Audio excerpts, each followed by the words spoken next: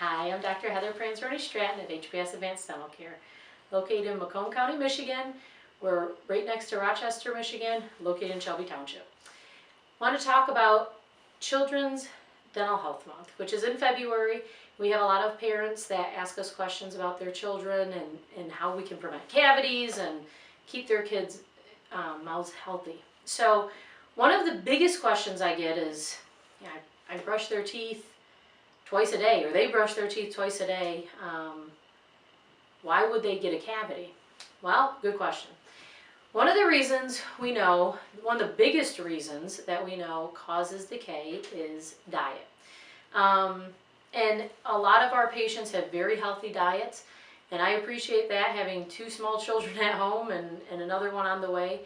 But I think one of the things that we all as parents kind of forget, or maybe we didn't know to begin with, is there is a lot of sugar in a lot of natural products that we eat on a daily basis. So I tell the parents that come here, basically anything that's not pure protein probably has some form of sugar in it. Whether it's a complex carbohydrate or a simple carbohydrate, it still breaks down to some sort of sugar. Most people, I will say I don't do this, but most people don't give their kids chicken as a snack that they're snacking on throughout the day. If you do, great. But usually kids are eating maybe crackers or cookies or juice or fruit or milk, something like this throughout the day that they're going to be eating as a snack. You know, some of the big culprits that we find with kids are fruit snacks. Usually stick to their teeth significantly and have a lot of sugar in them. It's usually not the best option. The other one that most parents don't think about are raisins. Raisins are great and they're healthy and they're natural and all those good things, but they stick to your teeth and they have sugar in them because it's a fruit. So something called fructose. So even raisins aren't a particularly good snack. It's not that you can never eat raisins. It's not that you can never eat fruit snacks.